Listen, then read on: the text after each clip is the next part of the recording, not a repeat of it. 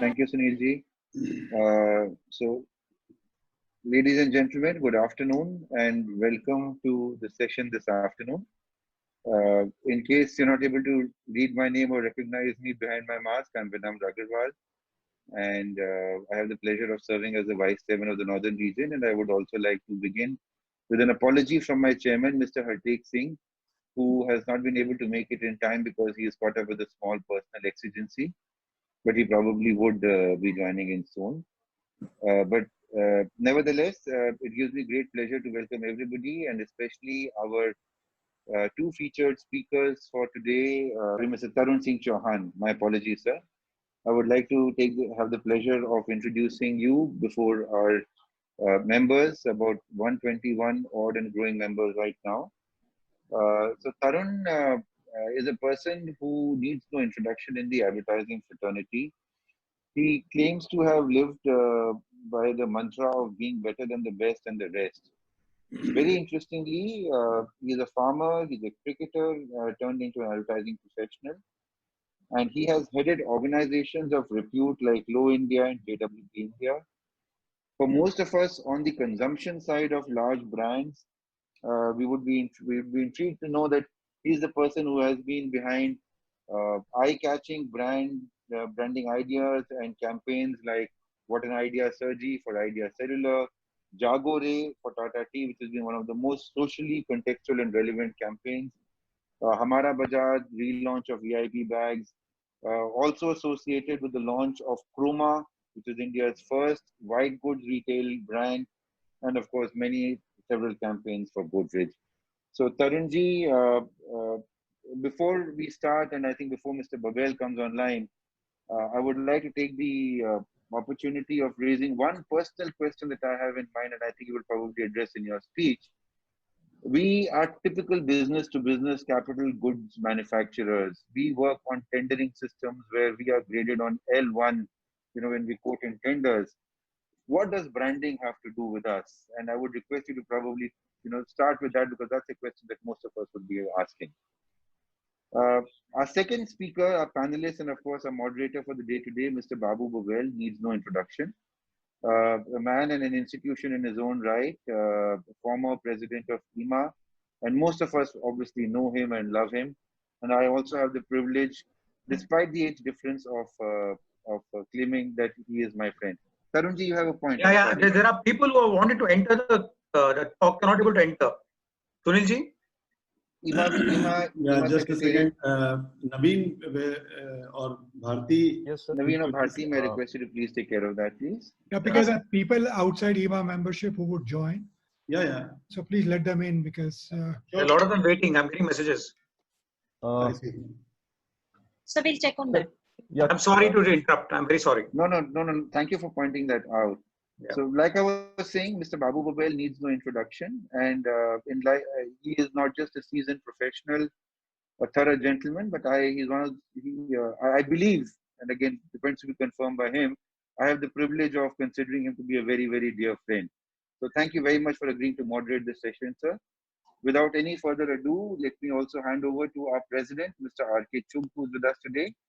Chugh Saab, request you for brief opening remarks before we hand it over to Mr. Babel and to Tarunji. Thank you so much, sir. Thank you, Vinamr, for a nice opening and introduction of Mr. Tarun. Hearty welcome from my side also. And thanks, Babuji, for moderating the session. I'm sure there couldn't have been a better moderator than you, keeping in mind topic of the day also.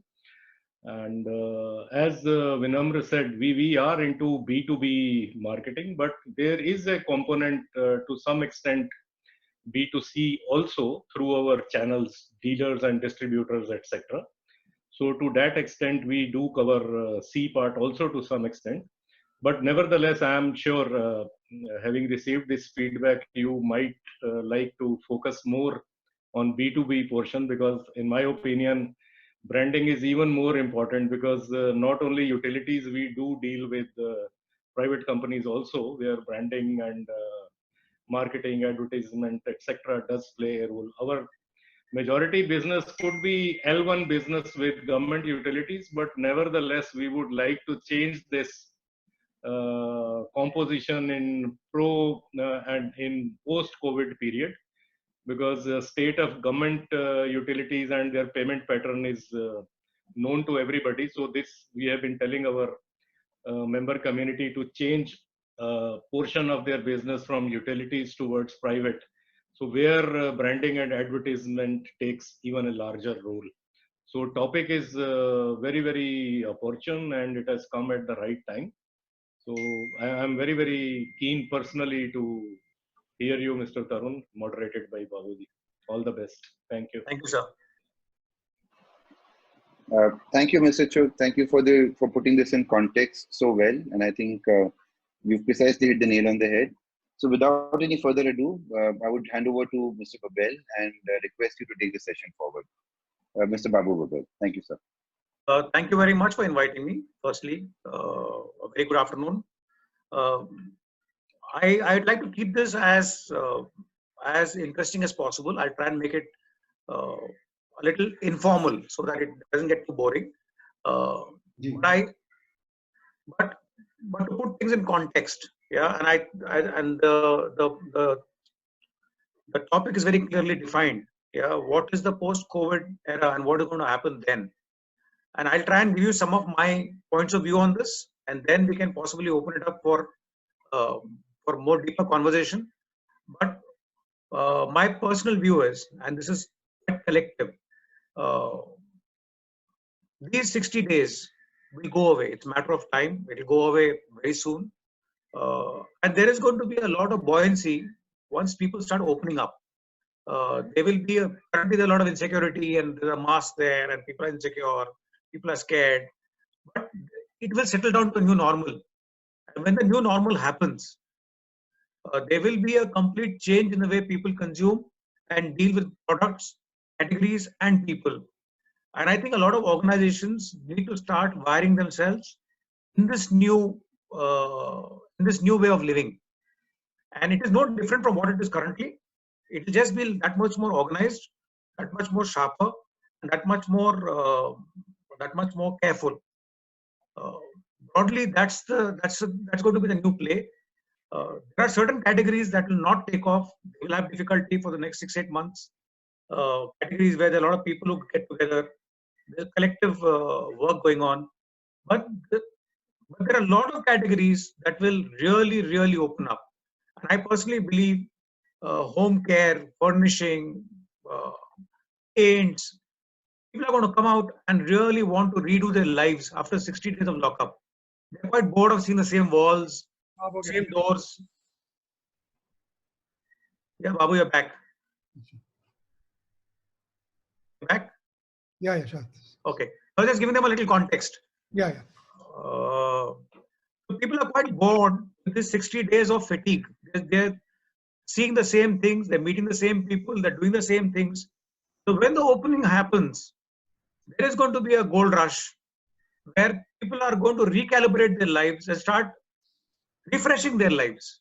And refreshing could be in any way. It could be changing upholsteries, it could be changing sanitary ware, it could be redoing their homes, it could be buying new clothes, it could be lots of things. Right? They will not go toward a luxury space, but they will definitely go towards a utility, and I want to look better and happier space. And I think a lot of brands will actually exploit that rush. And companies that are ready to move in and take charge of that situation will do extremely well once this COVID starts opening up. And COVID is not permanent. It has to open up. There's no option. It is only a matter of time. Yeah, there will be caution, there will be concerns, there will be comfort, but it will start easing out. And that will be the new way of life. Right. Babu's come back. Thank you so much. Vinamra, yes, you are a friend. So I'm publicly confirming that you and your dad both. Everybody else on the call is a friend. All my life I've lived with younger people, and it's fun working with younger people. So that's great. Why am I on this call and why am I moderating? I'm no branding person. The only claim to fame I can have is I know a lot of people who do branding. Tarun has been a good friend for over 5 years. Thank you, Sunil, for introducing me to Tarun. great guy to know. I mean, other than all that you've told about his social messaging and all the brands he's created, he's a great human being. And the work he's doing currently with the migrant labor, he and his wife Shanti, is absolute brilliant. Tens of thousands of migrant laborers have been helped by this couple and their friends in Mumbai. So great work. So I've interacted with a lot of people who do branding, and I find also a lot of ladies are pretty good at this subject. So there is gender equality in this business. I find I have a daughter who does the same thing, and she keeps telling me about what they do and how excited she is about when they launch a brand. And they use the term "my baby," and I also hear Tarun talking about "it's my baby." That's the kind of thing they have. Current context, why is it important? So we have undersupplied distribution channels, we have supply chain difficulties for companies which have disrupted all the habitual behavior of buying across board, and customers are buying in newer ways. Whatever customers are there, whether the B2B or B2C or anything that is being bought, is being bought in a very different manner, or people are not have started buying for some time. And this is very significant for brands, or whatever little we understand, especially for market leaders in the categories. I had read a term called, and Tarun can probably tell more about it, called that we humans are cognitive misers. We use mental shortcuts to guide our judgments and our decisions. In terms of purchasing behavior, once you have a preference, you tend to stick to it and becomes habitual. But are those habits changing now? Because we've done, as Tarun said a little while earlier, that last 60 days, whatever habits we had pre-lockdown seem to be changing a little bit. So in normal times, I would think gaining customers is a challenge. It's like moving the needle of customer behavior, which is pretty challenging. But, and especially so for, and this is the point that I like to make, most of our members are small and medium-sized enterprises. So this medium-tier enterprise has a different affordability for what we can do in terms of branding and their own understanding of branding.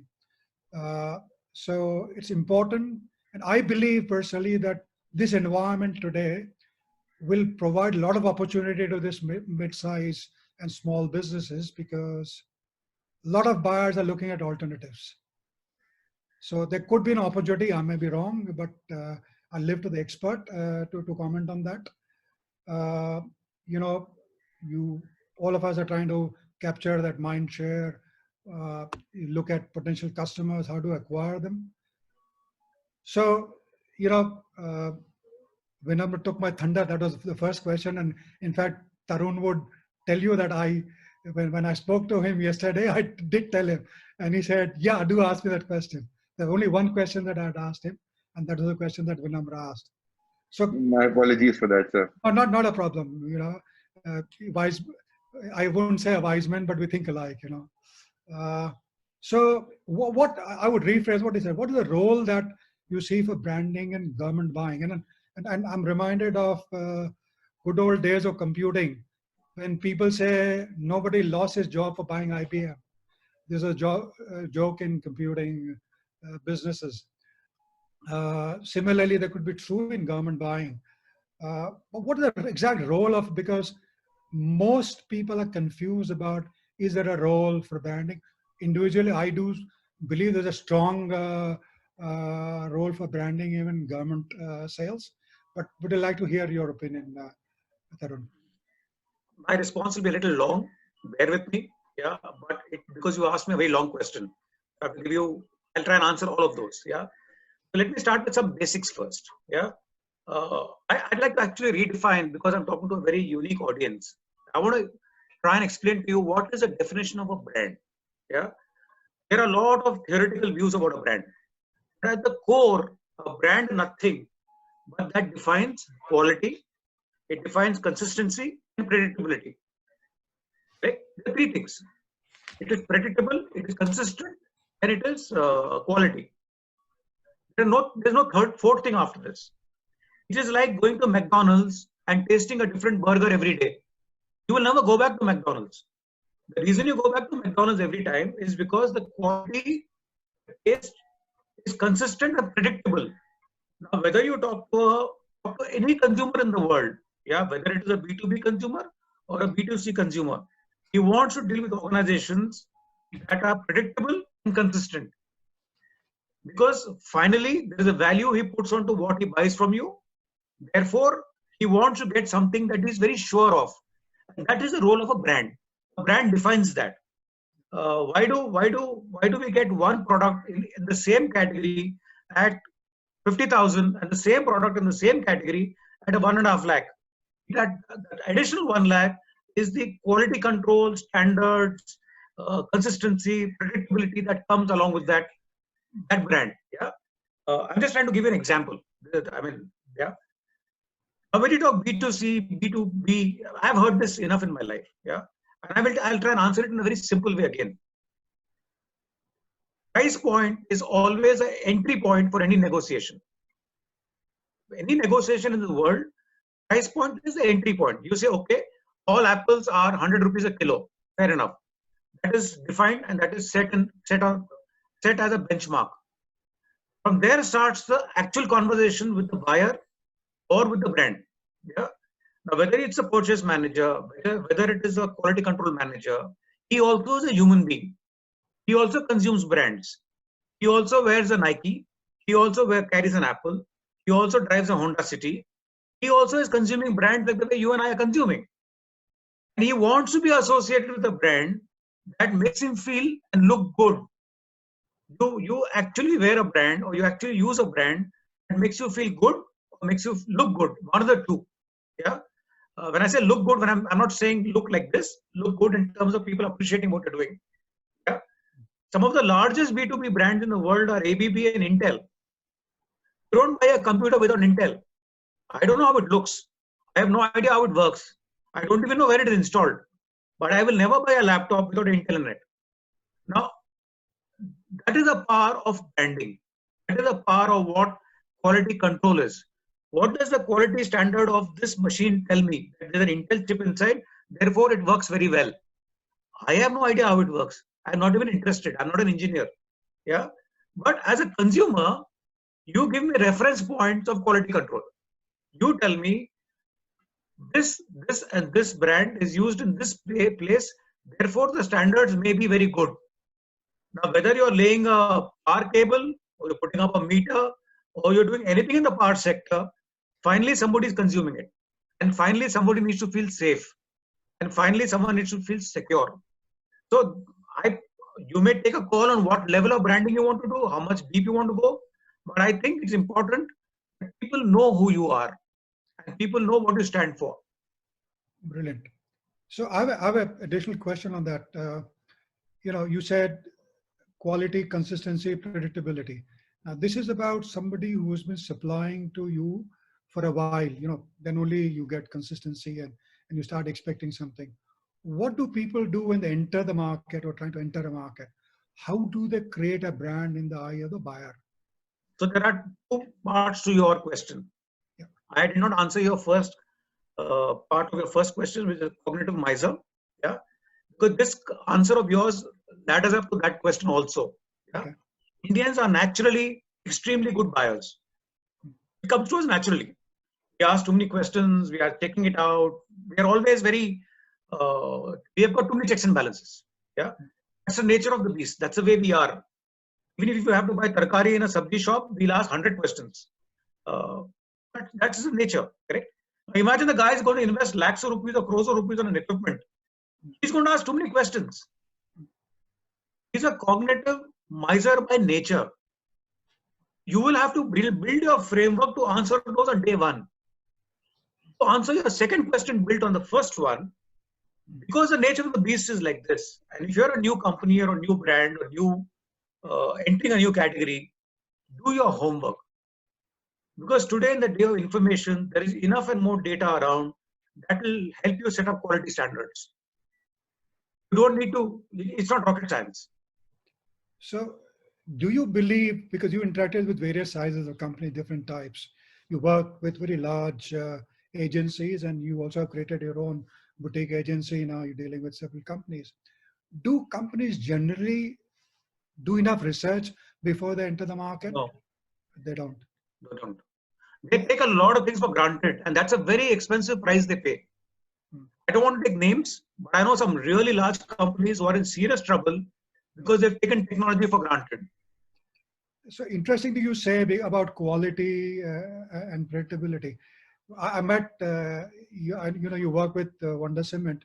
I once met Mr. Patni on a flight, and he was setting up this cement plant. And I said, sir, why did you get into cement? You're into marble business. And he said, I want to create best in the world.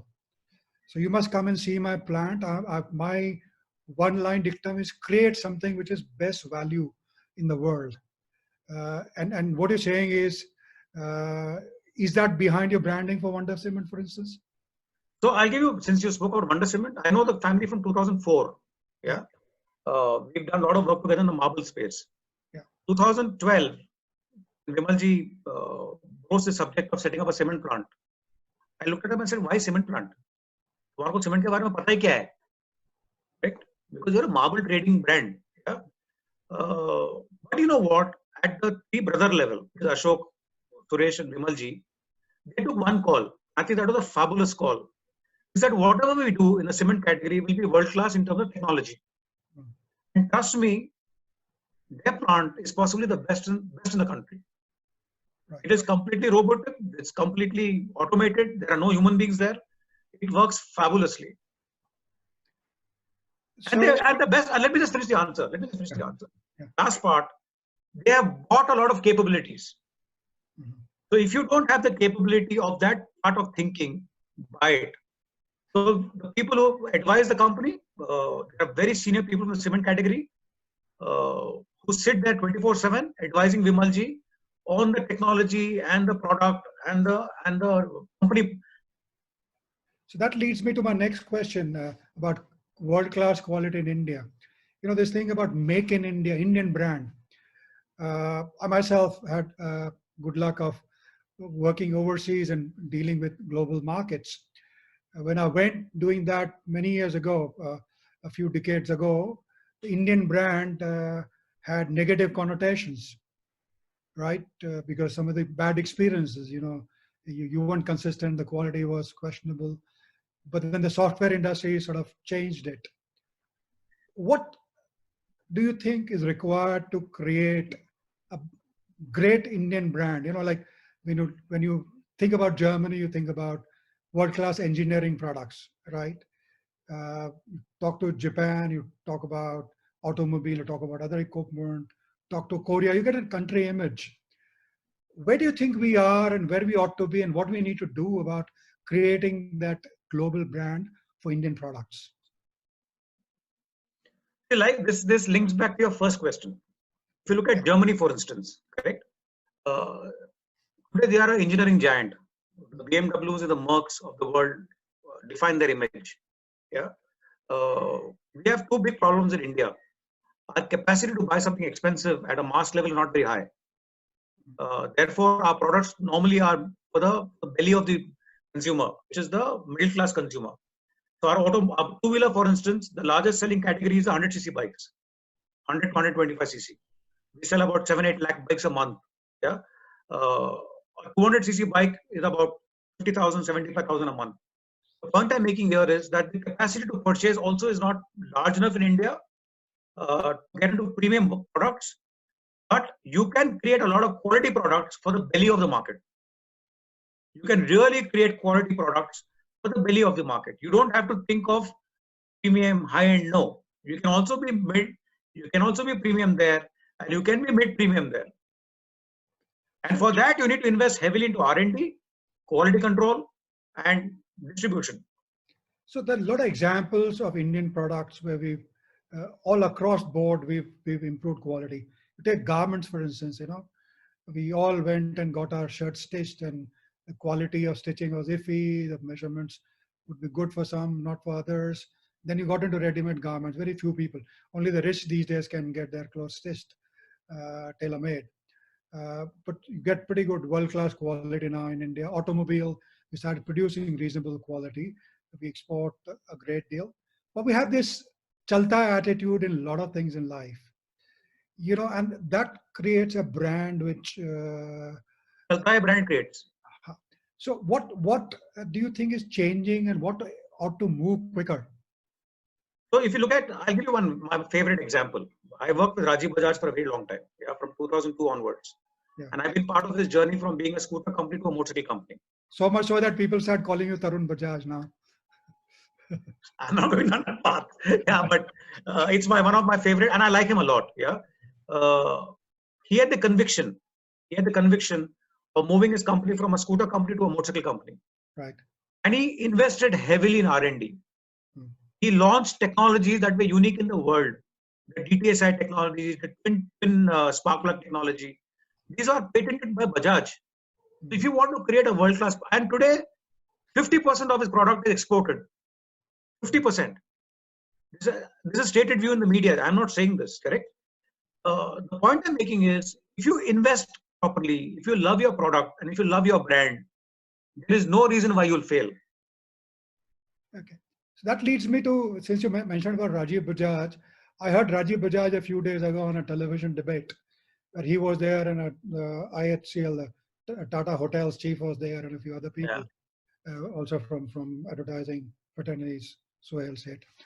Rajiv Bajaj was talking about focus. You need to have focus, and you need to excel on one particular product. Whereas the IHCL guy said Tata has several things, right from salt to 5-star hotels to luxury cars. They do everything. In your opinion, when you create a brand, is a single product brand easier to establish, or is as difficult as multiple products brands? So there are two parts to that. That happens in our electrical industry. Yeah, I'll try and answer it very specifically. If you have a 100-year-old heritage or 125-year-old heritage, you have the luxury of doing all those things. Right. Yeah? Like a Birlas and a Tata, they have the luxury because a lot of things comes with baggage. Right. But if you're a new brand in a new category, stick to your core. Stick to your core. Your core could be from a switch to the wire. Right. But you're in that space. Don't take because your brand cannot carry the stretch of something beyond what it can deliver. So if you have a brand that deals with food, remain in food for some time. Become an expert in food. Become an authority on food. And that's what I like about Rajiv. He does not want to launch a car. He says, that is not my core competency. I am a two-wheeler company. I can go to three-wheeler. I can't go beyond that. Right. Yeah. For instance, Hero motorcycles, they could have launched a car. They remained with the bike. Because that keeps the organization focused. Correct. Now, that leads to me a question, because all these guys also talk about internal branding. Yeah. When you produce quality, consistency, you live by a value system, then your internal brand is extremely important. You can't, in my belief, can't produce a world-class product or a consistent product or a quality product without your team's thought being congruent with that of the organization, and that internal branding becomes extremely important. How critical do you think it is, and how would you, as a thought leader, advise this internal branding is done? How do you define internal branding? So, I'll define it for you. Yeah, please do. Yeah. Correct.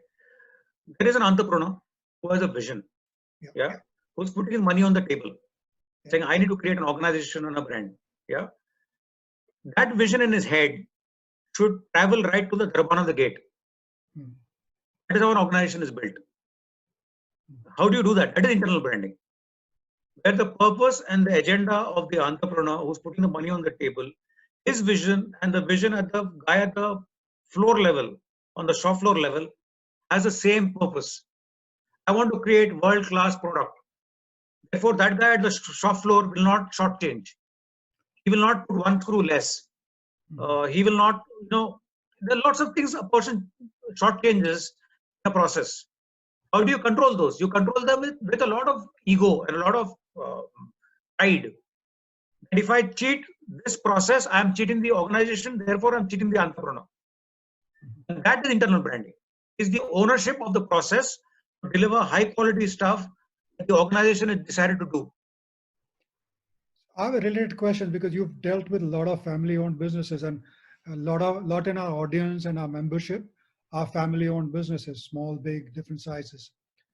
How do you create that brand understanding within the family, within the ownership?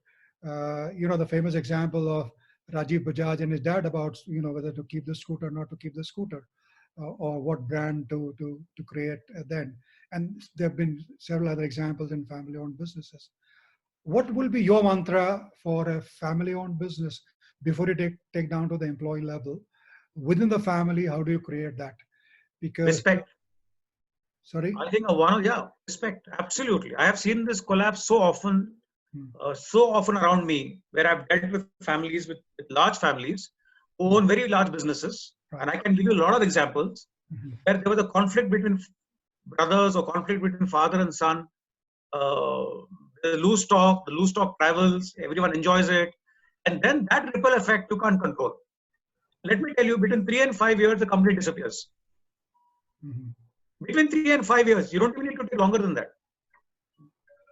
So how would you suggest people resolve these issues, and how, there must be one thought leader within the organization, or the guy who gets, you use the word idea, you have an idea germinated, you have a thought process, and then you think about a brand. How do you think within the family these kind of conversations should take place, so that before you take it out within your organization, then to the larger world, there's consistency about it? How would you suggest the process? And you've done successfully with it is done very successfully when it's a tough conversation. It has to happen within the family. Okay. Rajiv and Sanjeev decided that one will do bike and other will do finance, and they moved away on day one. Okay, can you suggest some innovative ways of reaching targeted groups that you have in branding? How would you go about targeting groups for branding? See, I'll tell you what, today post-COVID, the whole media game has changed. Right. Traditionally, marketers world over, were driven by television. So when you spoke to anyone, the first thing that they came up with was saying, TV pe ad banate. Right? That era is now going to completely change. Now the primary medium that will build brands and build organizations and build communities is going to be digital. A lot of people still don't know the power of digital. They second guess, like cooking. But digital is a very, very powerful medium. It is as, let me put it in context. Today, digital operates on a mobile smartphone. Yeah? The penetration of mobile smartphones in India is above 40% in the telecom population. We're talking of nearly 40 crore people in India carrying a smartphone. When the moment you have a smartphone, you're as accessible as anything in the world. He's looking at videos, he's looking at content, he's consuming content, everything is happening there. So how do you as a brand build your story on a platform which you're not used to? You'll have to learn. Then in the hierarchy of the platforms, I think television now comes 5 or 6. Right. It's no more number 1. Because the content that television produces is now very delayed. Netflix, Hotstar are giving you better content. Why will you go to television? So how do you, with digital things, how do you measure the success of a campaign or a branding effort? How would you measure it? Fortunately, in digital, it's very number driven. It tells you everything. It's really very, very number driven. So if you have a smart team, you can create your checks and balances. Right. And you think it gives more bang for buck rather than television? I think, you know what, that's another big debate I keep happening with everyone. If you love your brand, invest in it. It will give you returns. Okay. It will give you respect. Every campaign can't be a transaction. It doesn't work that way. You have to invest in your brand like it's a bank. And it will give you returns. When it gives you returns, it gives you disproportionate returns. So I'll take you to IEEMA's own experience. For us, we have this show called Elecrama, which was probably a bigger brand than IEEMA itself. right? IEEMA was known world over and became a very strong brand. And we, within IEEMA for last 8-9 years, have been talking about it to create the IEEMA brand. And one of the things which we did, like you do in probably almost all your approaches, is we looked at the ethnic diversity of the country and how different states work differently, and that you just don't need a national office. You need to reach out to different states. So IEEMA then opened up offices. We have all these wonderful people, IEEMA people who are working in different locations. And then we started approaching various states and our membership within the thing. And we found that the IEEMA, then we started having a lot of seminars. The internal branding started improving, and so did the external branding. And as we speak these days, a lot of these sessions are happening digitally, and this is one of them. It's extremely useful. How important, in your opinion, is this ethnic approach and understanding the cultural diversity? Our food habits are different, our lifestyles are different, the way we deal with suppliers and buyers is different. How important it is, and how would you advise our kind of membership to take care of this? I may ruffle a lot of feathers, but I'm going to say it. Yeah. I don't think so. You can complicate a brand so much. Right. Okay. A brand operates at the least common denominator.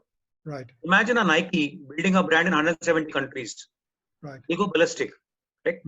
So they will own a core proposition that the human race loves to own, which is fitness. Right. Nike owns fitness world over. Mm-hmm. Yeah. McDonald's owns taste world over. Coke owns happiness world over. Levi's owns coolness world over. I'm just trying to give you some examples. Yeah. Intel owns processing world over. Intel went around trying to figure out what happens in India, and India's 42 states, they would have died. Right? I think what you need to do for IEEMA, I'm not giving, since you spoke about IEEMA, I'm giving IEEMA as an example. Figure out what is the least common denominator and build a proposition on that. And then build a story from there onwards. Because language is a conversation for business. It's not a conversation for the brand. The brand will have only one language. Right. My next question is, how would you suggest, because, as Vinamra said in the beginning, we're dealing with engineering products and services. How do you convert those products into a brand? So I'll give you a very simple example. Okay. I'd like to respond to Vinamra's question very differently. Yeah. When you walk into a meeting, and you put a visiting card on the table, what is the power of a visiting card? That is a simple question to ask yourself. 60% of your sale is done on the visiting card. 40% is done post the visiting card. That's the process. Cost, price point, all that is. You should make all that irrelevant. That can only become irrelevant when people start loving a visiting card and respecting a visiting card. Wow, this man knows what he's talking. The day that happens, most of your other problems will get leveled off. See, let me tell you, L1, L2, these are all global problems. They're not a problem only with your category, your industry. It happens everywhere. And we have to find a way of circumventing it. And you can only circumvent it by having a very powerful brand or a visiting card. For me, brand is equal to visiting card. I'm smiling because I have a story to narrate. Those days, I worked for a metering company which was owned by a chemicals company. And chemical company started it. So I went to the chemical company's card, and there were insects on the card. So Tata guy refused to see me. Yeah. I said, give me 2 minutes, and if you think I'm not talking sense, throw me out. He gave me 2 hours. Yeah. And when I was coming out, he said, change your visiting card. Absolutely. I find it amazing how badly we design our visiting cards. Yeah. I find it amazing. If one input I want you all to take away from this conversation is relook at your visiting cards. Forget everything else. Yeah, absolutely. Clean it up. I think point well made. And when you have... So that is your first point of conversation with anyone in your life. Correct. We take it more easily. Naam dal do, email dal do, phone number dal do, or pay kar do. So my next question to you, Tarun, is how do you protect and grow your brand economy during these difficult times? What do you do? What do you suggest? This is actually a very good time. because everyone is quiet. Yeah. Everyone is silent. Everyone is run away. Everyone is second guessing. If you have the capacity and if you want to revive and rebound and redo, this is the time to do it. Because this is the time the world is quiet. When the world is quiet, make your noise. I'm not saying do advertising, but make your polite noises. Let the world know you're there.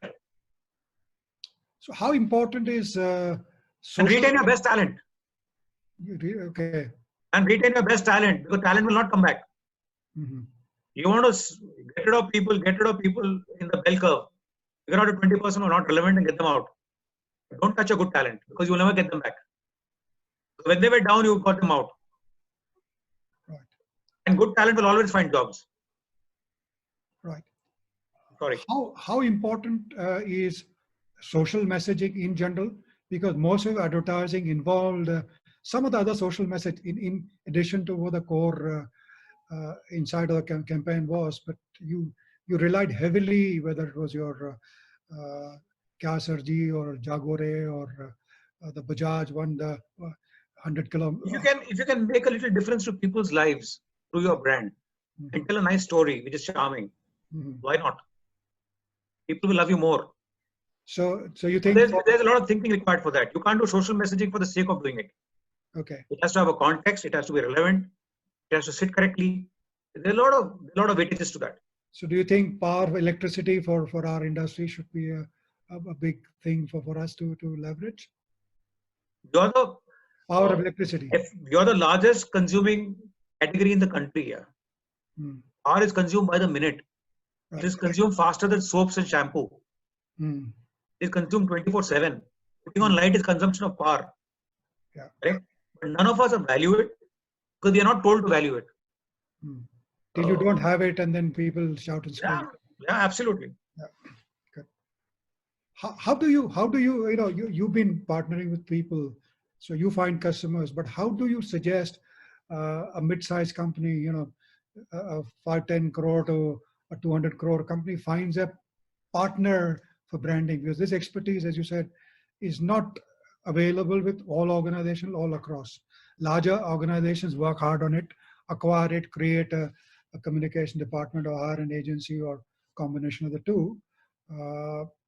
So not everybody can create a Lintas in-house, or not everybody has. You don't need to.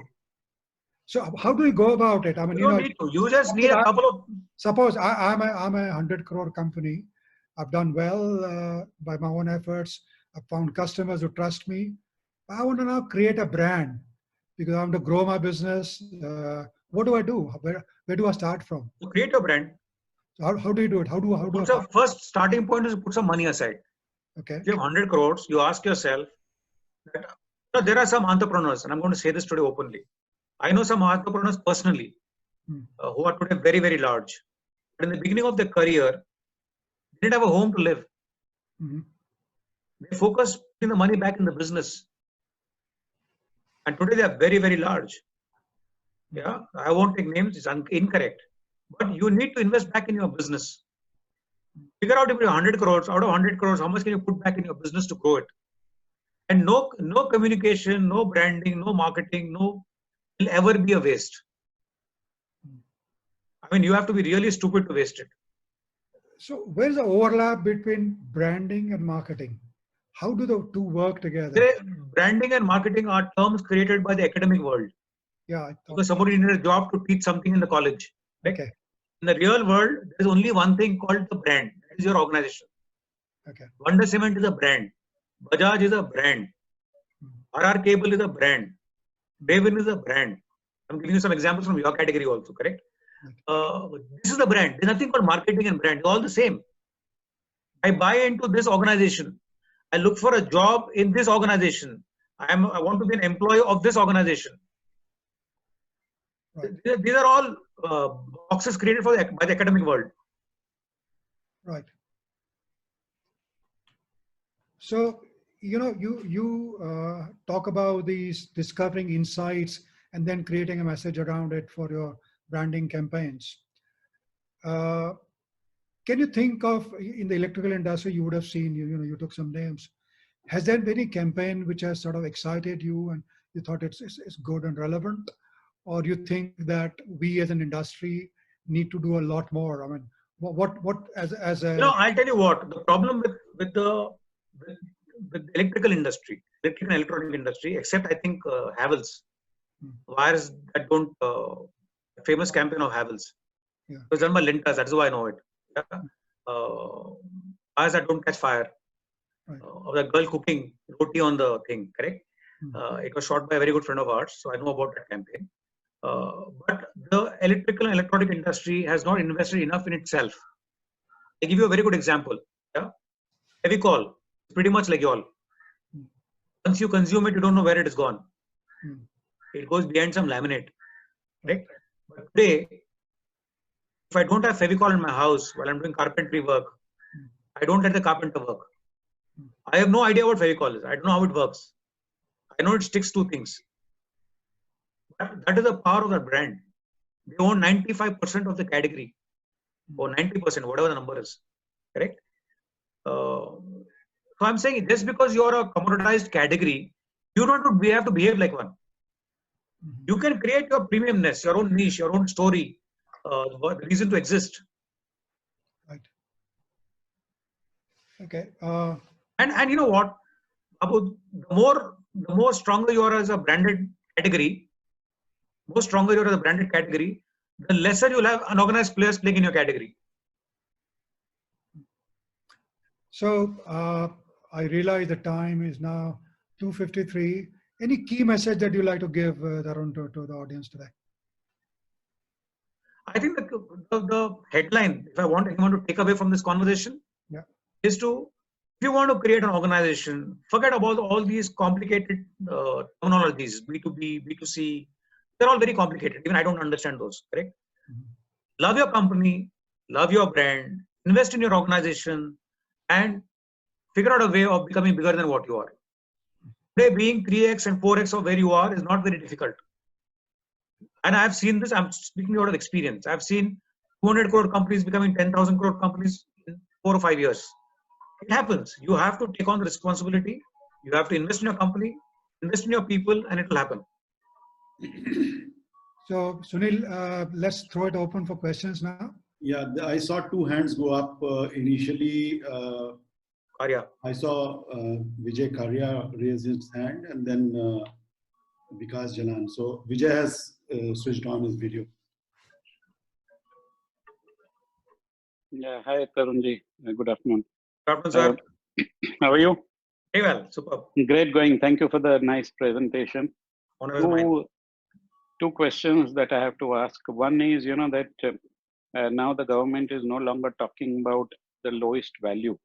The lowest price as such. They're talking about a value proposition. So one question is, how do you create a value proposition where so far it's only been price ruled markets? The second part is that in an already overcrowded market where lots of people are jostling for space and with the same so-called product, how do you treat this in a post-COVID world where I believe, and I don't know if you agree, but I believe that going forward, there are only going to be two things that count. One is price and second is performance. So how do you get yourself into position in this overcrowded world? Okay. In terms of your two questions are very specific, so I'll give them specific answers. Value proposition is nothing but a perception of quality you create. If you have a product, if you have a brand, what's your quality story? Your quality story delivers your value. People pay you for the quality output you give them. They don't pay you for anything else. And that is the story you'll have to create.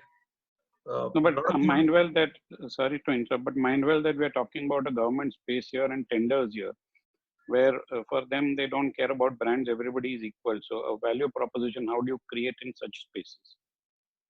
See, end of the day, like I was saying in the beginning, whether you're talking to a government secretary or a purchase head or whoever it is, he finally is also predisposed to an organization or a brand. And that is the reality of life. Price point is at the base level. After that, it becomes a value proposition. What is the perceived value of Raven in his mind for him to have a conversation with you? I And think no conversation in the world, sir, is 0-1. There's always a gray. I tend to agree with you. That can be done in government, and I believe that a lot of us think that if you have the right quality and consistency, even the government buyers, quite a few of them started recognizing that and valuing it, because they've started realizing ownership cost of a product or a service. It's just not. So it'll take time, but I think if together we make that effort, it can happen. It will happen. I'm sure it will, because we need to have IEEMA members realize this and work towards it for the good of the overall industry. True. Now to the second question, which is your space. I think, like every category, there will be a lot of brands, a lot of products, but finally 4 or 5 of them will survive. The ones who survive will be high on quality, high on consistency, high on predictability, and constantly investing in their brand. And then but there'll be that doesn't regional give me an players. answer. Sorry? That doesn't give me an answer. That is the answer. You may choose to ignore it, but that is the answer. No, I'm not choosing to ignore it, but I want something more specific from a What brand. will naturally happen is there will be 3 or 4 or 5 in any category. Forget your category. Any category, there will be 3 or 4 big national players, and then a lot of others will become regional players. Like for instance, I'll give an example of tea. Yeah, 15 years back, tea had a lot of big national players. Today, it's all got cleaned up. There are 2 or 3 of them at a national level, and the rest have all gone regional. Because of the pressure, it works. It balances out. The consumer then puts you where you have to be put. The consumer is not going to buy into a national regional brand. Will not buy it. Can we take the next question from Vikas, please?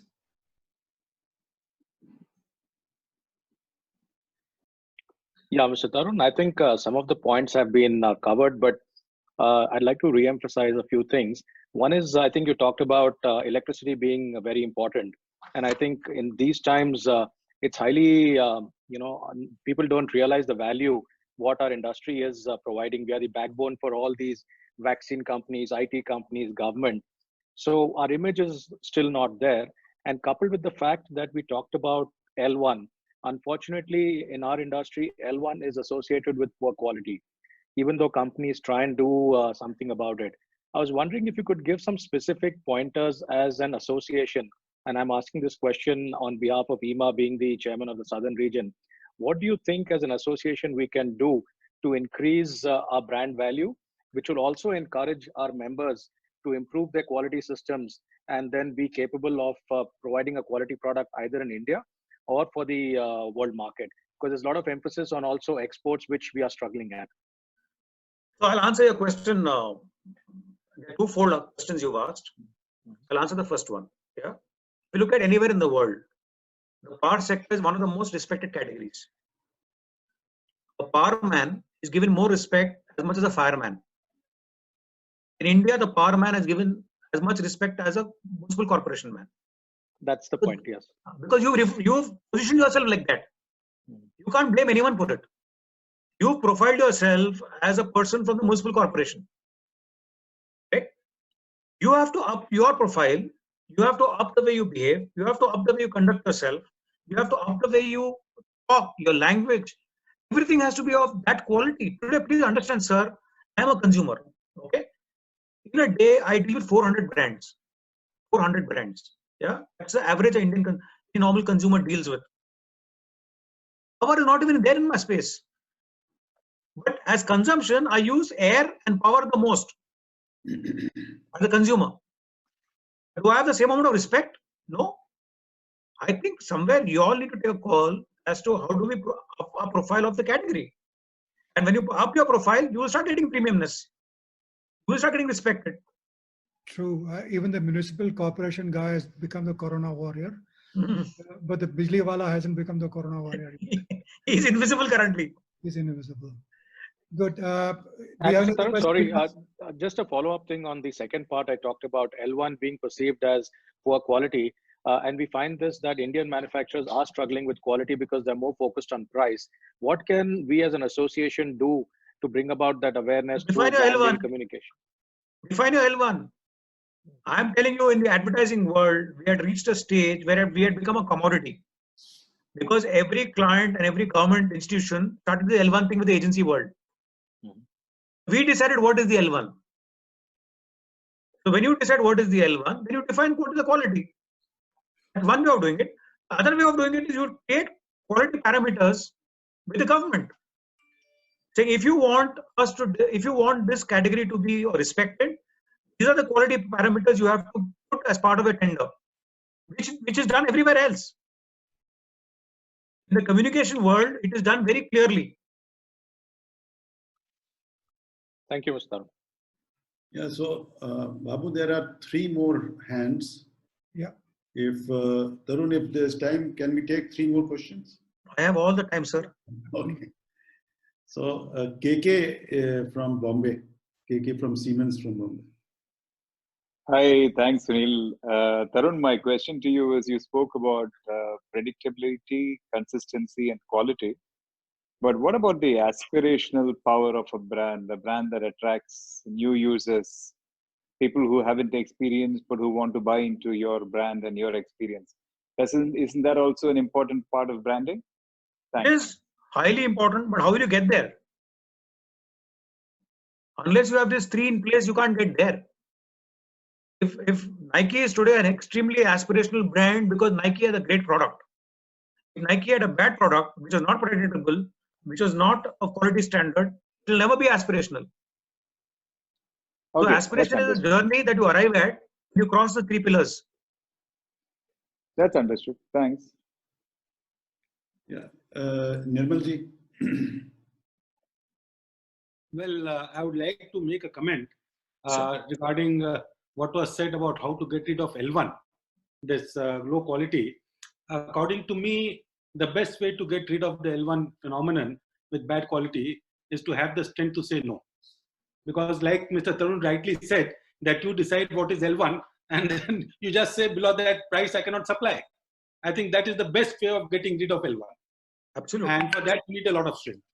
Absolutely. My query to Tarunji is, how do we decide on a fair monetary value for the value that is being delivered to the customer? Because each time you're asking the customer for a premium over a competing product, you have to justify the premium and you have to ensure that the customer willingly pays that premium. The price premium I'm talking about, certainly you are delivering more value, but you need to communicate to the customer that yes, what I am charging extra in terms of monetary value from you is more than justified by the value, the product value which I'm delivering, the attributes which I'm delivering in the product, maybe the service part or the quality part in the product. How do you do that? How do you arrive at that value? And I want to answer this. Okay, this is the poster that was given to everyone. Correct? Can you see the poster? Yes. Yeah. There is a story in the poster about me in that. Yeah. Yes. That is the perceived value I have created for myself for you all to listen to me. If I didn't have that, you would never listen to me. Same way, your brand needs to have a story the consumer is willing to pay a premium for. Okay. If you can't create that story, you can't demand a premium. And the story can be very simple. I'm not saying you have to go and get complicated stories. You can find very simple, beautiful stories that will help you sell your product at a premium stage. You can't demand premium. Premium has to be done in the mind. Exactly. Willingly paid. Willingly paid. It has to be done in the mind. Yes. Therefore, you have to create that narrative that will help someone to pay you a premium. So can we, in short, say that along with every brand, you are making a promise to the customer, and the customer is going to judge you on the basis of how well you perform on the promise that you've made. You don't have to. Your promise is a permanent. Yes. No. Every transaction can't be a promise. It's not with every transaction. I'm saying the brand itself is a promise. Yeah. Absolutely. Speaking to the customer, and he'll judge you against how you are living up to your promise. Absolutely. Absolutely correct. No, absolutely perfect. Thank you. Thank you. Thank you. Sir, why do you pay 15 lakhs for a Scorpio and 1 crore for a Range Rover? Same, no? The point I'm making is you have to create a perceived value in the consumer's mind for him to pay you that premium. See, where I was coming from was the price on one pays for Nirma and the price one pays for Surf. Both are washing powders. That's a very good example. Now you ask yourself what Nirma did to itself. Yes. So it's all got to do with the brand communication. Yeah, absolutely. Thank you so much. And may I interrupt here and let me just add, the price that one probably pays for what is made by a Nirmal Saraf is probably more than what somebody pays for a Nirma or a Surf. Do I see a customer complaining?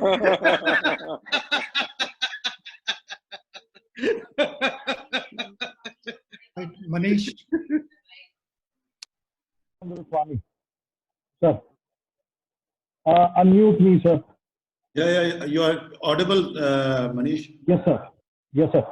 Sir, my suggestion is to Sunil Mishra, sir, that after listening to this complete conversation, the thing is, last 15 to 60 days, I've seen that the IEEMA as a brand that has gone quite bigger, and the branding has automatically happened while organizing so much of webinars with most of the electricity boards. So I think one idea just came to me that why can't there be kind of a branding, say that IEEMA certified? The companies who are already registered with IEEMA, they should be certified as a IEEMA certified company. So that kind of thing would be quite nice, because right now for an individual company to have a branding as compared to the IEEMA itself is coming up as a brand. Sir, that's the only suggestion.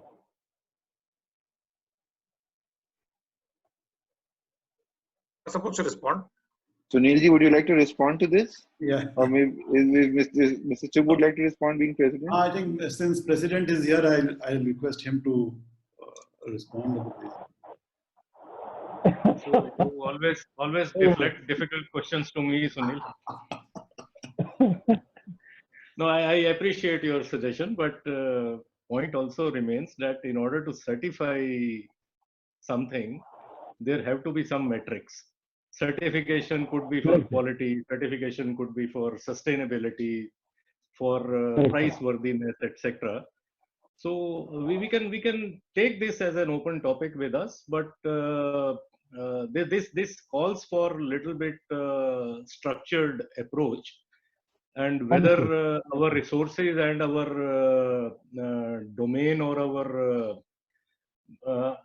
to be very legal about it, memorandum of understanding permits that, we will have to check all these things. But idea is good. I appreciate the idea. But it has to be backed up by certain metrics behind it. It cannot be just like that, that if there are 1,000 members of IEEMA, we should add certificate to everybody IEEMA certified. It cannot be, we cannot play blind there. No, with your permission, President, what I would like to say is that it will be a humongous job to try and certify products. We can certify the behavior of IEEMA members and say that they are trustworthy. That is what I say. That is So something. we have to, Yes, we have to find a meaningful way of that certification. Yes, we have to communicate that feeling that IEEMA members are trustworthy. I think once you do that, it is more than 70 or 80% of the job done. Absolutely. Like Tarunji said, 60% of the thing is done by the visiting card.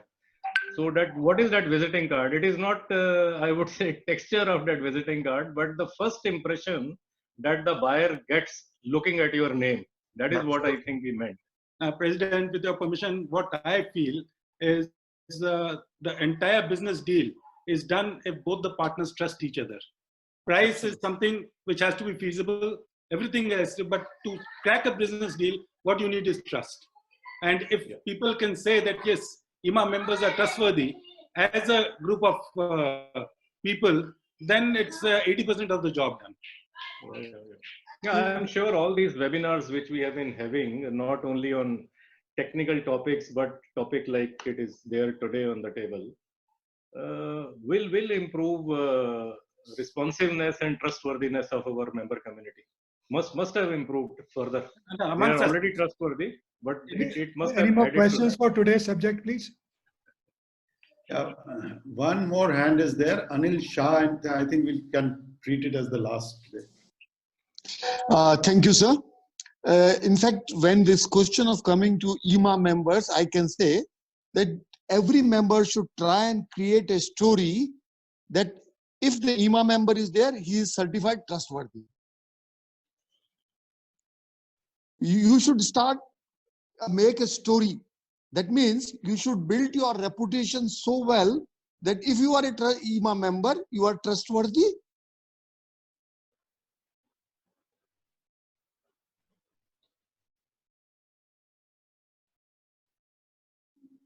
Yes, you're right. Right. I think this is a long debate, probably for another day, of how you create that association brand where everybody trusts you. I heard a lot of debate on L1, and let me tell you the government's opinion and some of the ministers who we've spoken to over the years. Who creates L1? It's not the buyer who creates L1, it is the supplier who creates L1, unaffordable L1. So let's do some soul searching. And there are a lot of us who have declined business because L1 wasn't sustainable. You could still sustain business, and you need to find out how do you sustain business. If your business model is only on low quality L1, then neither your business would survive nor the industry which sustains that will survive. And there are umpteen examples where people have gone to L1 beyond a limit, whether it's electrical industry or any other. People won't buy. So if people were importing Chinese low quality electric cells, batteries, a lot of people bought it, and after 1 use they said, no, I won't buy. I'll go to Eveready, I'll go to good quality battery. Similarly, bulbs, I wouldn't buy those poor quality bulbs if Absolutely they fail. So we need to create that as I think Tarun rightly said, we create the L1, and we need to decide L1.